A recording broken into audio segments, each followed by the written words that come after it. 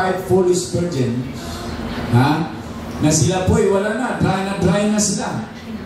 Ay sila mga kapatid ay nag-umpisa ng nakatulong sa kanilang paglilingkod. At sad to say, hindi sila nadala. Pagdating ng groom, our groom is Jesus Christ, and we are His bride. Pagdating ng groom, hindi nadala. Na-close ang door, hindi sila nakapasok. Kaya, gano'n na lang ang kanilang pag-iyak. That's why, outside weeping and gnashing of teeth, kagot-kagot sa ngipon, kay nagmahay ng anong huwag man taladala ni kay tungod kay nagtinapulan sa pagpangalat. Dahil sila ay nagiging mga tamad sa kanilang paglilingkod. Brothers and sisters, encourage yourself in the Lord. Amen. Sabihin mo sa katabi mo, be encouraged in the Lord. Be encouraged in the Lord. Hallelujah. Clap your hands to the Lord our God. Hallelujah. Blessed be the name of our God. Hallelujah. Ngayon po mga kapatid.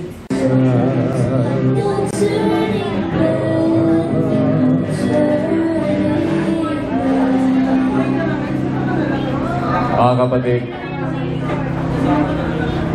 itong desisyon na ganito, hindi naman ito kailangan pilitin ka. Walang pilitan ito, kapatid.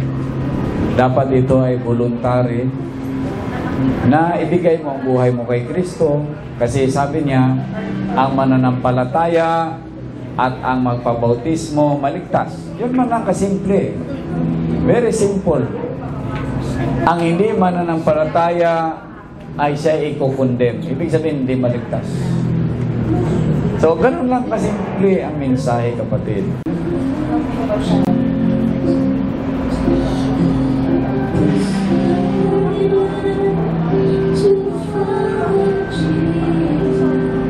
Hallelujah.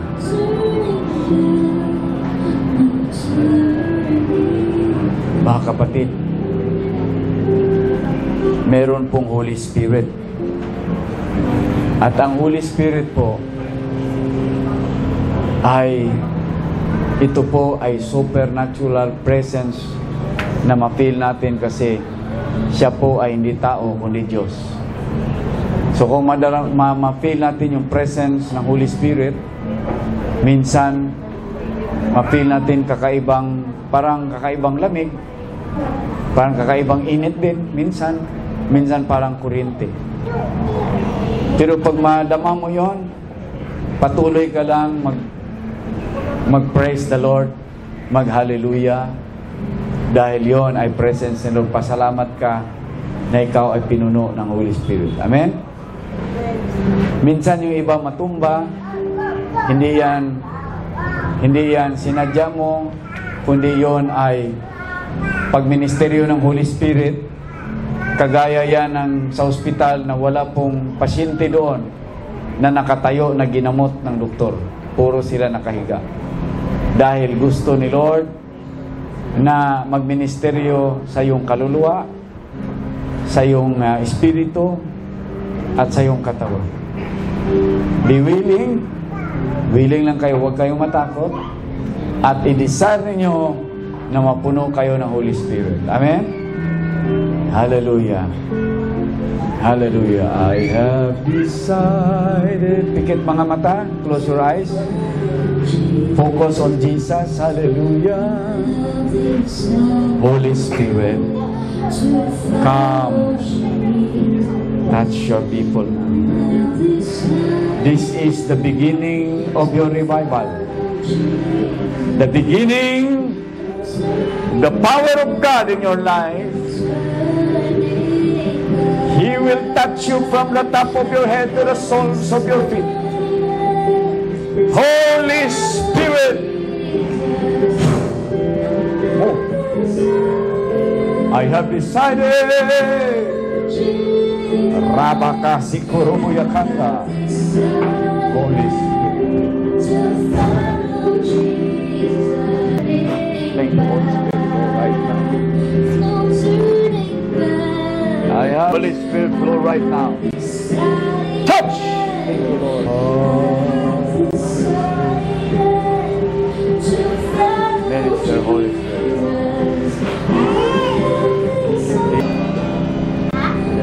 Jesus. I pray that the Lord will deliver you from any bondage of the enemy in your life. Influence ng diablo sa buhay. Spirit of witchcraft, come out. Any spirit that is not of God, come out. In the name of Jesus Christ, I speak authority right now.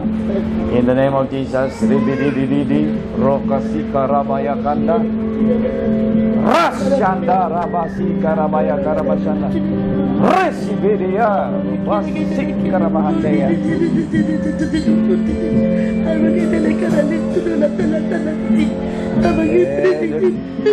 Be filled.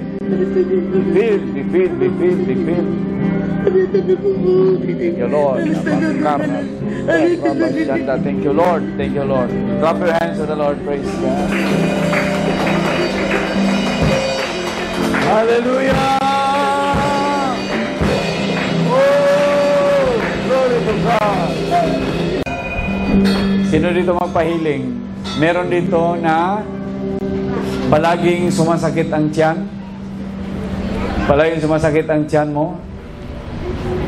Pasumpong-sumpong yan, sumasakit ang abdomen, yung tiyan mo, come here. Mga, ikaw isa, sino pa? Yung tiyan lang muna ha. Sumasakit ang tiyan. Sumasakit ba tiyan mo? Lagi nga po. Lagi, okay? Sumpong sakit sa tiyan. Ikaw sister, anong sakit mo? Sumasakit ba tiyan mo? Left side lang po. Sa left side, sumasakit din. Says ni Lord, nasakit. Talagang pagalingin ka at hindi na babalik sa'yo. Tayo kagad. Tayo kagad. Tayo Pasumpong-sumpong sakit sa tiyan. Ngayon, hindi ba sumakit o sakit ba? Wala naman na po ngayon. Pero yan ang problema mo. Bago po ako pumunta dito, sumakit po yung tiyan ko. Bago siya pumunta dito, sumakit daw tiyan niya. Yun ang problema niya. Sumpong-sumpong sumasakit ang tiyan. Sige, hawakan mo lang, sister. In the mighty name of Jesus Christ. Stomach ailment, sakit ng tiyan, pabalik-balik, I command you out, Jesus' name. Demonyo ng karamdaman sa tiyan, command you out, Jesus' name. Sakit ng ulcer, I command you out, Jesus' name. Demonyo ng karamdaman, labas! Galing sa tiyan, Jesus' mighty name. Be healed, Jesus' mighty name. The power of the Holy Ghost flow right now in Jesus' name. Be delivered from this pain, Jesus' name. Hindi na babalik. I declare it. The name Jesus. The name Jesus. Amen. Praise God. Anong nadama mo? Nung nag-pray ako, anong na-feel mo? Malakas po ang power. Ha? Malakas po ang power. Gusto. Anong na-feel mo na pumasok sa'yo? Init ba? Nilalamig po ako. Lamig. Parang malamig. The power of God. Thank you, Lord. Hallelujah. Thank you, Lord. Left side lang po, Pastor. No? Sumatakbo-takbo. Parang bilog na, hindi ko, parang... Sumasakit ang left side niya. Minsan lumapagos dito. Sige. Pasumpong-sumpong lang naman. Pasumpong-sumpong. Sige, hawakan mo lang kung saan yung sumusumpong. Yan. Sa gilid niya. Right now, Lord. Salamat, Lord, na palayain mo siya sa karamdamang ito. In the name of Jesus. Stomach ailment, I command you out. Jesus' mighty name. Ito sa lips. Kidney trouble, I command you out. Jesus' mighty name. Receive your complete healing and deliverance. Thank you, Lord, for the healing. Thank you, Lord, for the healing. In Jesus' name. Thank you, Lord. Hallelujah. Hindi na babalik ang sakit na ito. In Jesus' name. Amen. Hallelujah. Praise God. Hallelujah.